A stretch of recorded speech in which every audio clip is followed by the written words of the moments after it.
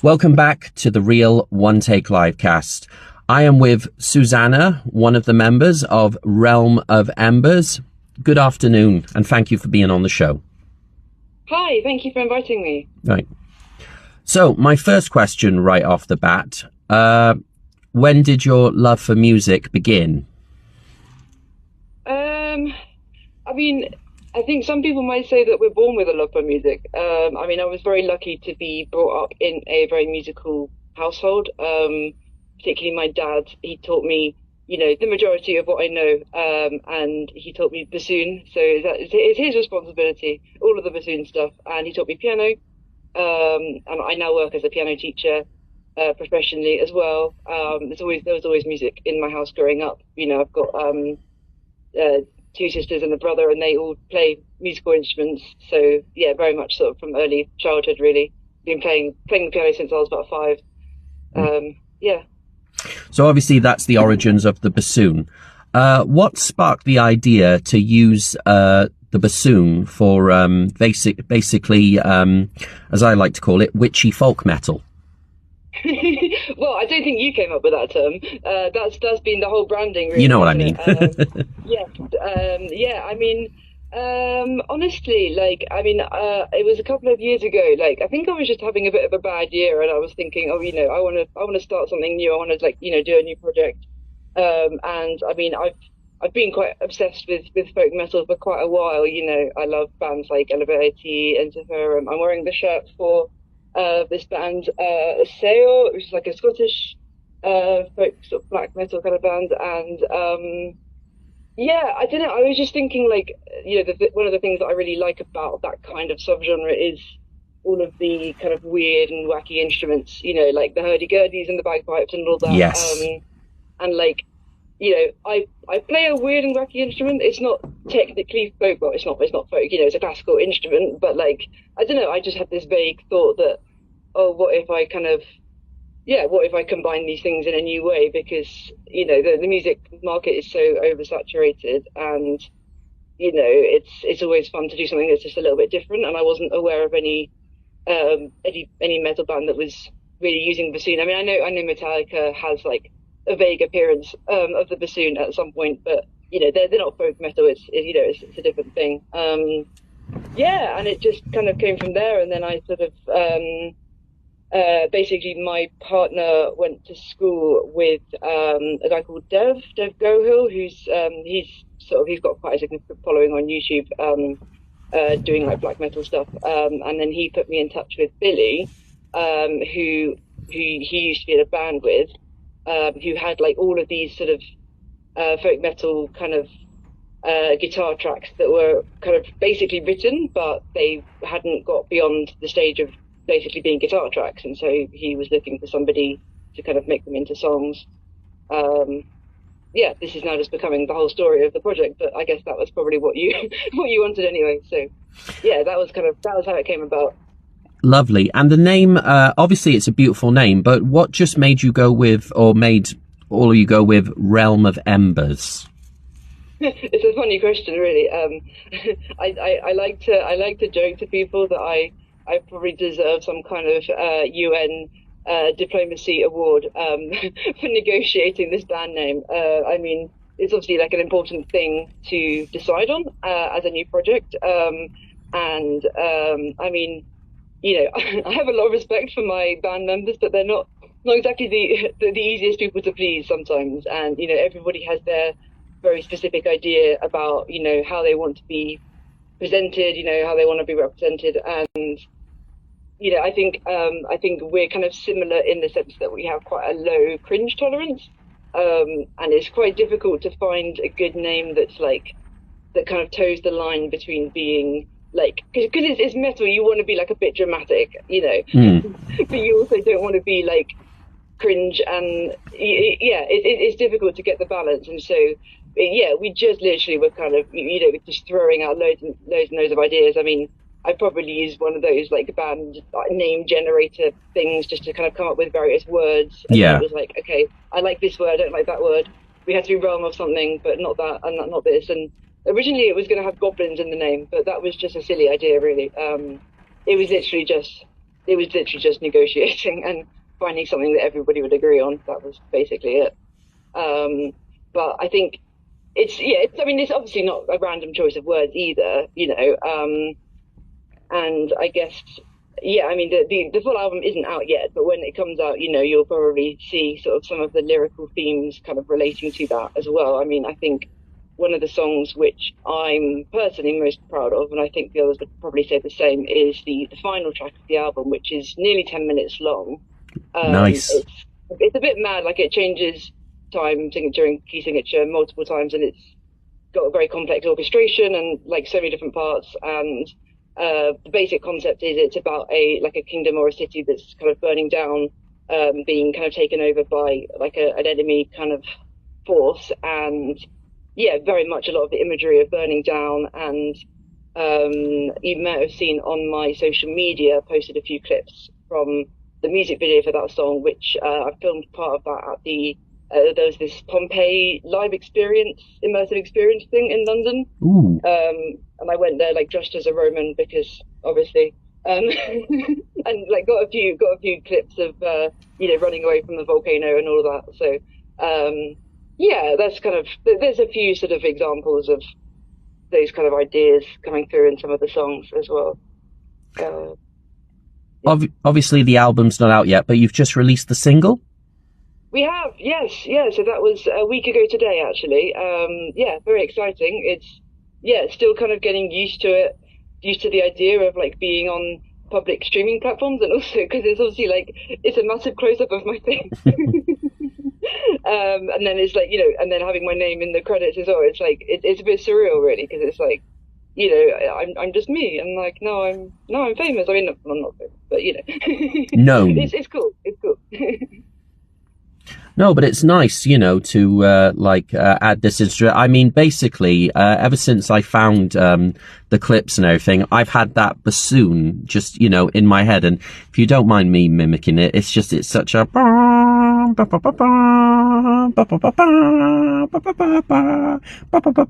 it's so resonating. I mean, music is always resonating, but when you just find, when you're having one of those days and you just find a beautiful sound, I mean, not just the bassoon, of course, but all the other music, instrumentation contributed to it. But it's just, there's so much beautiful cadence to that,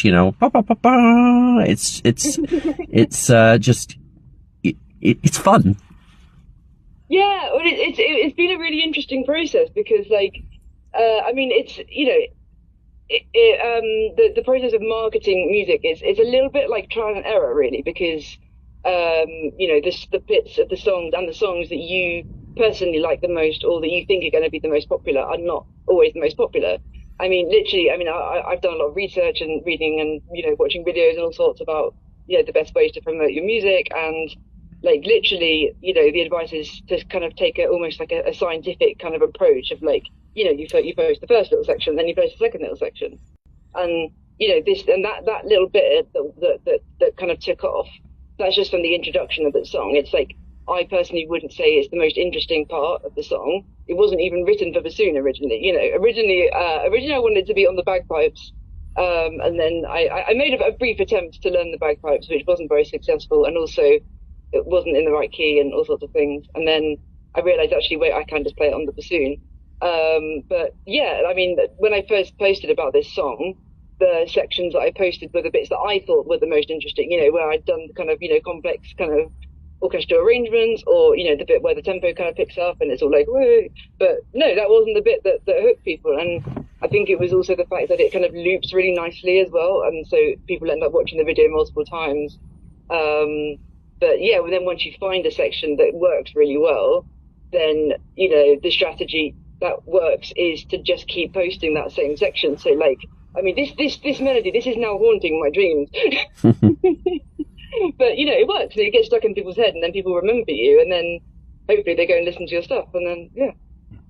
The singing was lovely as well, and also hearing the guitar and the screaming as well, obviously contributed by Bill and Gabe and Billy, sorry, in itself. But it's nice to, create such a, something that's probably, it's nice to mix things. Obviously, folk metal, but with instruments, like you mentioned, the classical instrument like bassoon.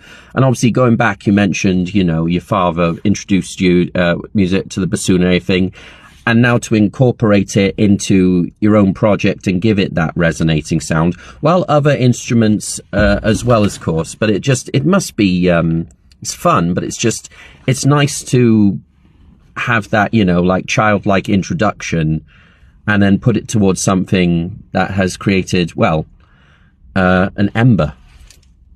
Yes. Yeah. And I guess that's something that I've always found interesting in music in general, is kind of like, bringing together sort of unusual combinations of things, and that seems to be what kind of captures people's attention online as well. But I guess that's part of the appeal of something like folk metal. And I mean, I guess I first got interested in metal through bands like Nightwish, Within Temptation, the symphonic metal kind of stuff, and coming from a classical background, then seeing like these classical ideas then being used in a completely different context, I was like, wow, this is really cool.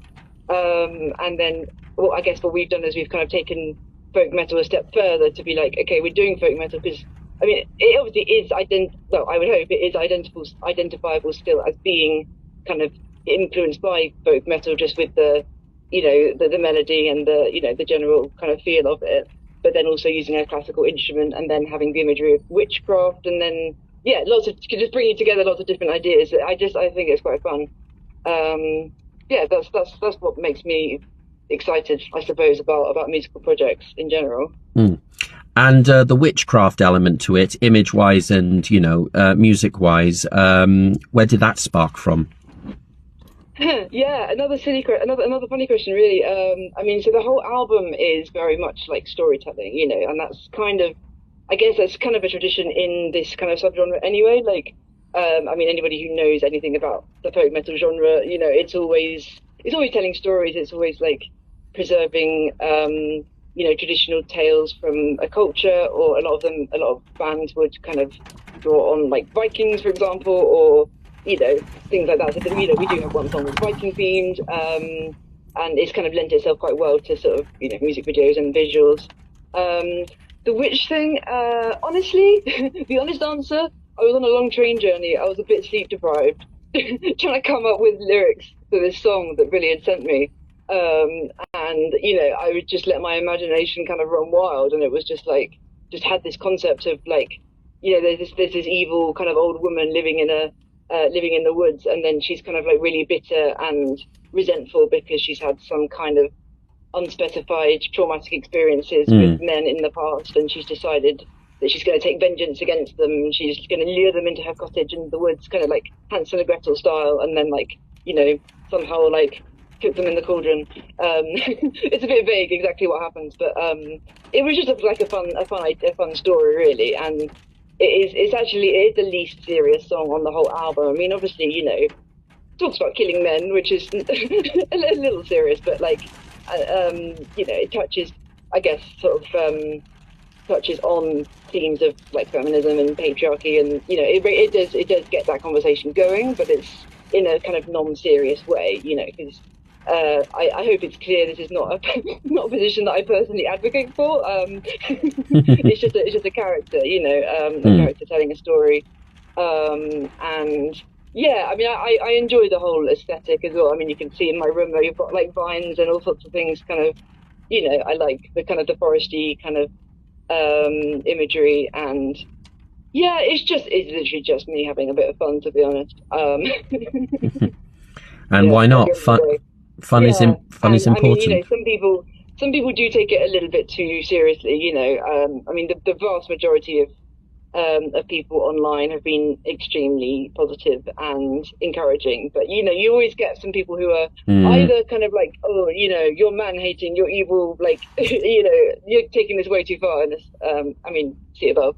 Wankers. Then you also get sorry, wankers. I mean, you said it. But then you also get the people coming at it from a religious point of view. I had a bit of a discussion with somebody on YouTube who was coming at it from a conservative Christian point of view, kind of like literally accusing me of witchcraft. And I had to make the point that this is a music video. I'm playing an instrument. Wankers.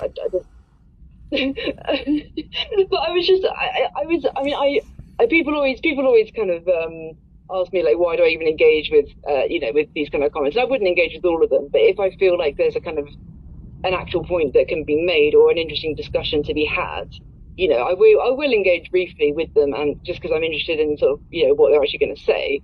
But yeah, I mean, just to be absolutely clear, I don't have anything against, people who practice witchcraft, for themselves, if it's not hurting anybody, because a lot of the time it's promoting some really positive ideas about respect for the earth and respect for living things. I guess my issue with any belief system would be where it does then start to, hurt other people and infringe on other people's liberty. I don't personally subscribe to a particular kind of witchcraft or pagan kind of belief system. But, Fair enough. It's the kind of it's something that's talked about in popular culture a lot, and I think I did make a post about this, sort of talking about it briefly, just about how like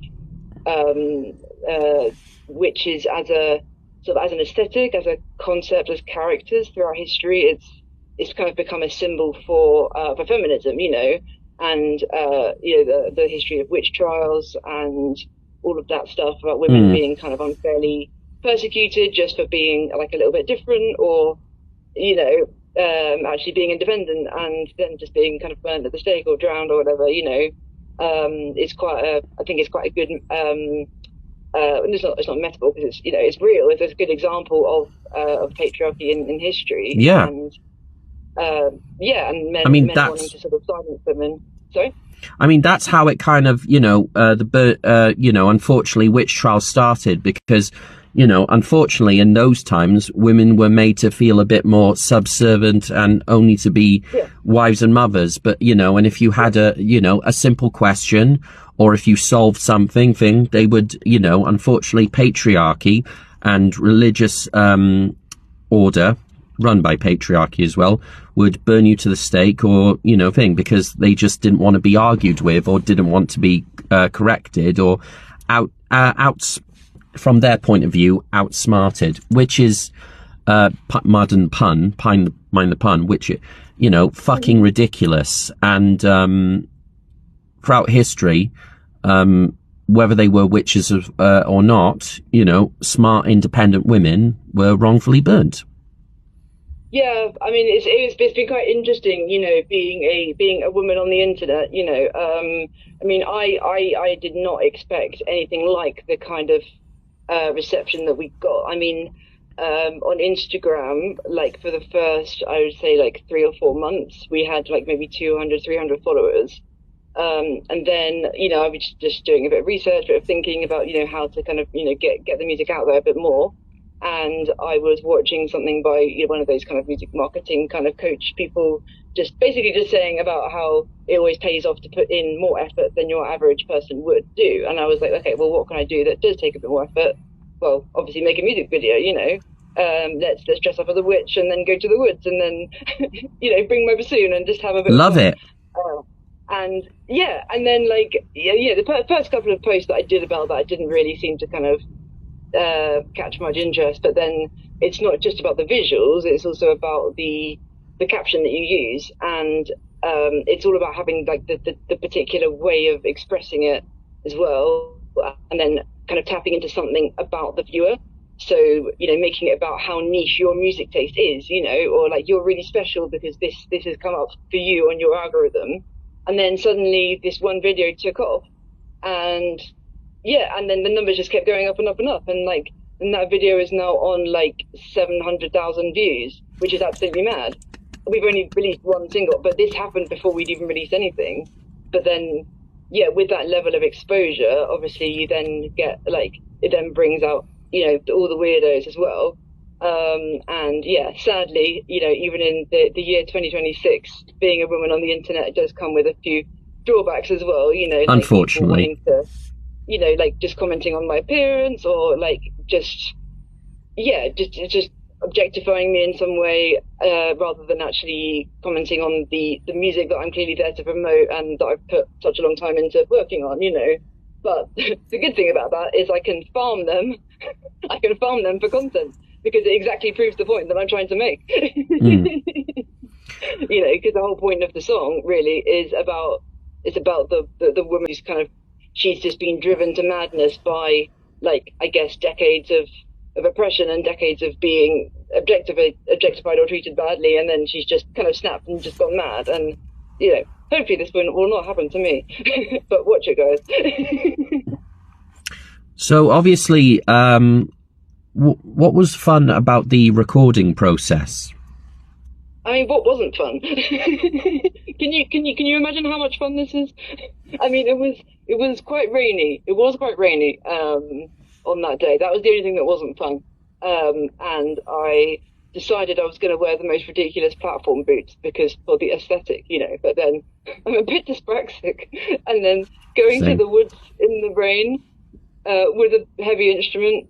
I'm amazed I didn't break myself or my instrument or something else. But no, it was a great time. I mean, it was just the three of us just messing around, taking it in turns, and like all of these music videos, we've just kind of like had zero plan, and just basically come up with spontaneous ideas like, oh, why don't you hide behind the tree and then look behind it, or go and run into this shot from that corner and then run over there, and just trying different things and seeing what works, and then just getting loads of different random shots and then compiling it all together into something resembling a logical sequence.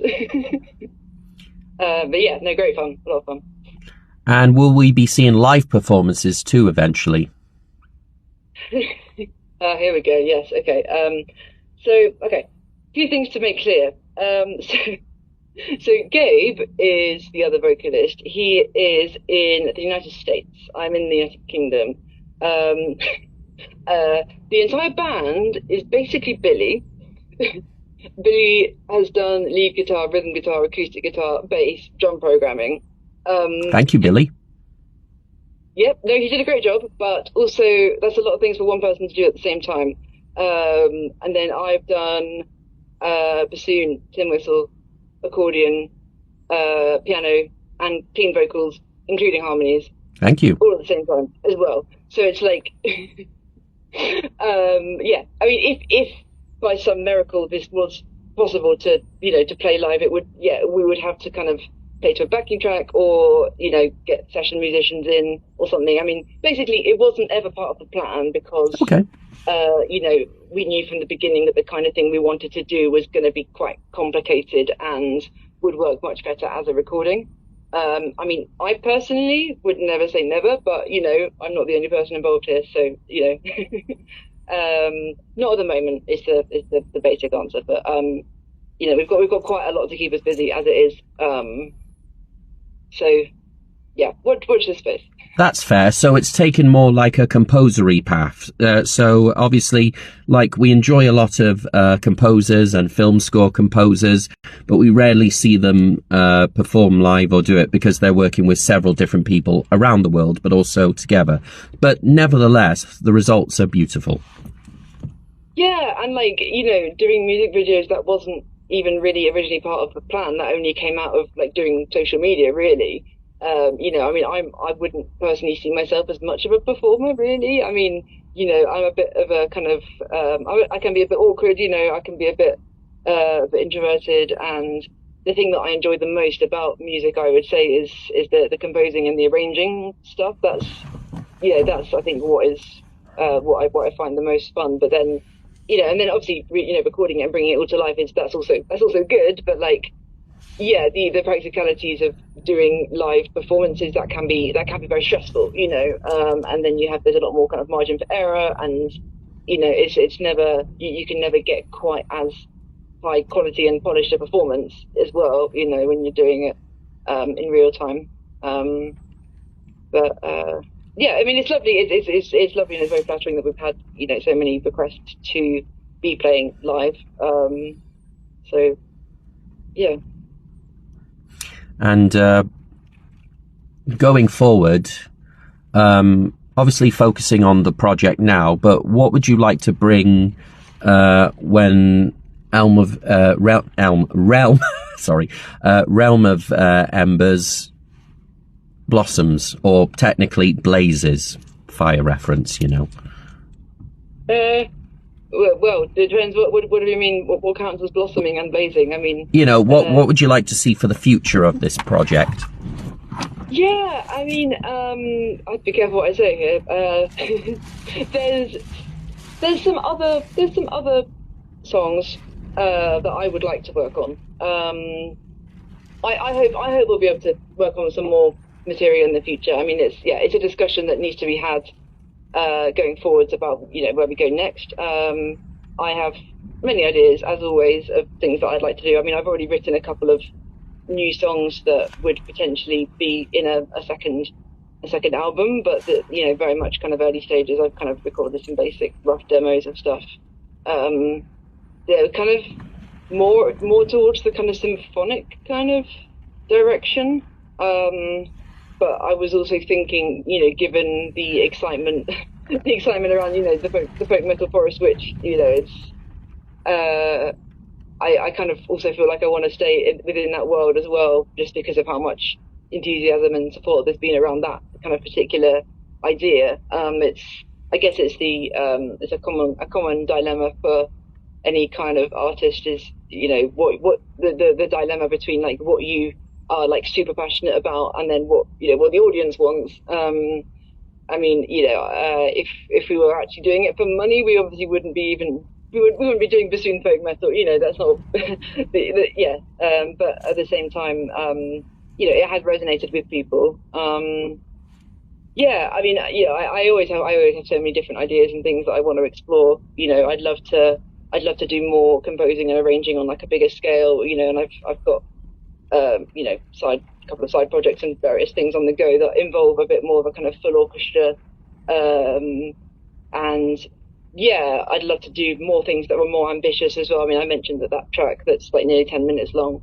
I mean, it's been it's been a bit of a pain to record and edit and everything, but also I find it's very rewarding, when you're producing something that is of that level of complexity. You can bring in a lot more different ideas and have a lot more fun with it. There's a lot more kind of space to be creative. So yeah, I think whatever I do next, it will be, well, I'd like to think it will be like on a bigger scale. It will be more ambitious. It will be more epic, more instruments.